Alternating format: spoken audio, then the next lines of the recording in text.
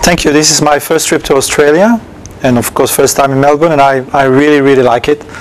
It's always good to say that when you arrive somewhere, but it's true. I really enjoyed my stay here. You're probably familiar with the concept of peer-to-peer, but probably in a narrow sense, as young people are, because your children or yourself are downloading music on the internet through peer-to-peer file sharing. This is not what I'm talking about. I'm talking a level, let's say a level of abstraction higher, which is I define peer-to-peer as the relational dynamic in a distributed network. Okay, and that can be a network of computers, but it can also, more crucially, be a network of people. And it's very important to understand what a distributed network is. You have hierarchical networks in star form, like a wheel. You have decentralized networks and distributed networks. If you map them out on a graph, a decentralized network and a distributed network looks the same. You have agents, nodes, links, and hubs where a lot of links come together. The difference is that in a decentralized network, powers has been divided up. I'll give you an example. If I take a plane from Minneapolis to New Orleans, and there's a stopover in Atlanta, I cannot jump off the plane. Yeah, I'm just obliged to go to that hub. It's an obligatory hub. I haven't decided that. If I do the same distance with a car using a distributed network of roads, there's still a lot of big roads leading to Atlanta, but I don't have to go there if I don't want to. So the hubs in a distributed network are actually created by the voluntary actions of the agents.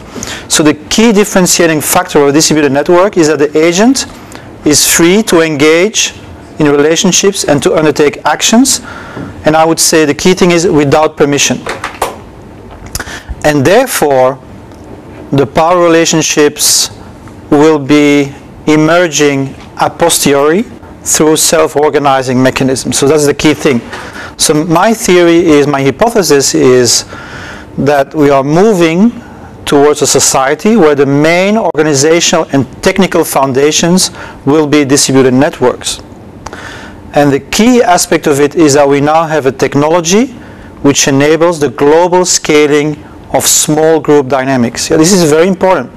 So if you're familiar with the anthropologist Dunbar, who claims that after research that the average human being is only able to manage 150 linkages, relationships. He also says that over and above 500 people, you cannot reproduce a social system without strong hierarchical elements.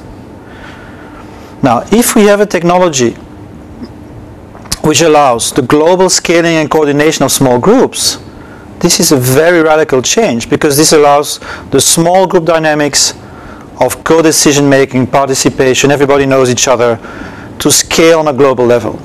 Yeah? So this is actually what I'm claiming is happening today, that we have created through the internet and the web and similar ventures this kind of dynamic that is now percolating into society. If you think about Wikipedia or Linux as exemplars of this kind of dynamic, Linux is not 200,000 programmers working in concert, through a command and control hierarchy. It's not. It's in majority teams of 1 to 4 people self-managing their work and somehow coordinating the whole thing together. Wikipedia is even more atomic. It's 1, 2, 3 people working on a page. Yeah, and still globally it creates an extraordinarily integrated global project that has a lot of social and other types of value. I also want to add this thing, which is, just to say this is not just an objective trend, it's also a subjective trend. This is called the Edelman Trust Barometer. It's an annual survey of who people trust.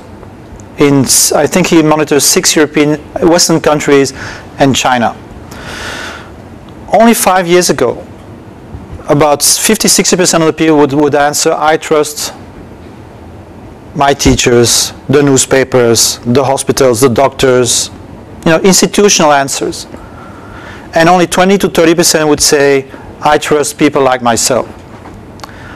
only 5 years after, I'm not sure about the details, but I think it's like in 5 of the 6 countries, including China, only 20 to 30% of people say, I trust these institutions, and between 50 and 60% of the people say, I trust people like me, in other words, peers.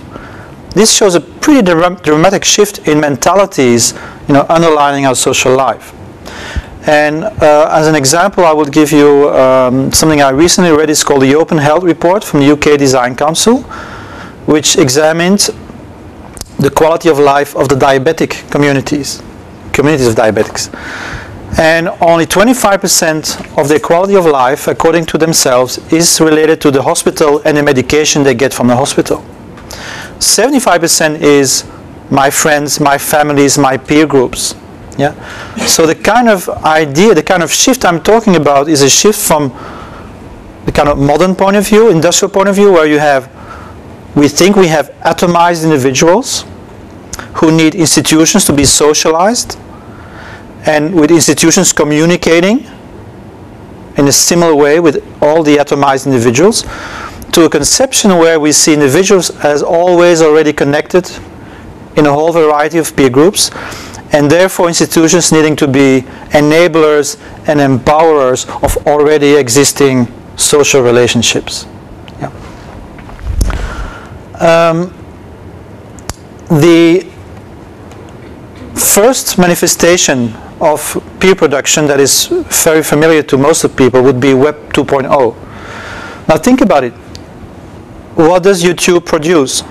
What does Google produce? What does eBay produce? YouTube doesn't produce videos, Google doesn't produce documents, and eBay doesn't produce products. They are enablers and empowerers of sharing and exchange by people who actually create a value. Yeah?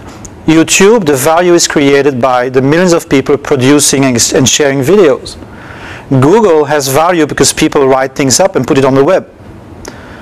eBay enables the exchange of products which are already in the hands of individual people all over the world. So this is a really new thing where the value is actually created by the participant themselves.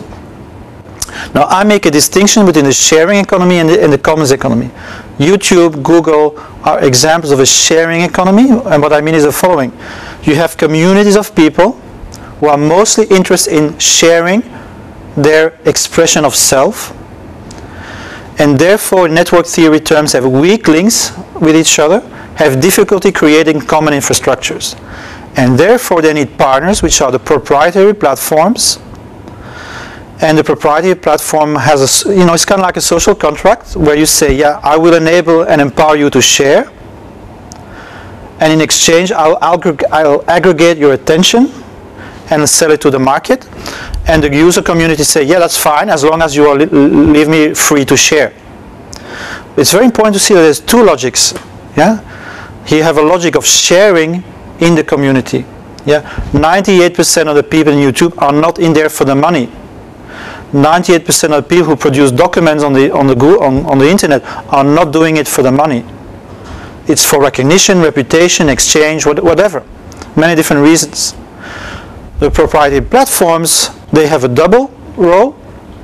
I always say they have to be dolphins and sharks.